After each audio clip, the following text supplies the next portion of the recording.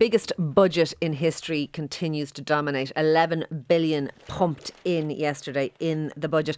You heard there just in the news, Michael McGrath saying this is a budget for extraordinary times. And I think it's fair to say, Shane, that it's an extraordinary budget. I do not remember a budget like this in my lifetime. Not just the element of giveaway. I'm old enough to remember the McCreevy budgets. Not just that, but what the budget was trying to achieve, an attempt to insulate people from, I suppose, the vagaries of the energy crisis, the war in Ukraine, a cost of living crisis.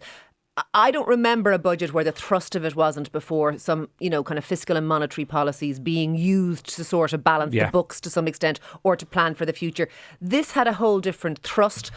One that I'm not sure can ever be repeated, and we'll see what comes of it. This time next year we might be repeating it. But I don't remember one that had this sort of an ethos before. And I think it's off the back to some extent of the pandemic, what we tried to do in the pandemic with the PUP and a changing relationship perhaps between the population and the government. I don't know, but it was very interesting what came out yesterday. Yeah, hugely interesting. There has never been a budget like that. Like this before. You're absolutely right. Just a couple of things. Look, on balance, I think the government got it right, but it is fascinating. A month ago they were talking about €1 billion in extra one-off measures. We ended up with €4 billion. That suggests there's an element of politics at play. But just a couple of things strike me. One is our dependency on corporation taxes, which have gone back in 2011 we raised 3 billion in corporation tax. We're now raising over 20 billion in corporation tax, which is great.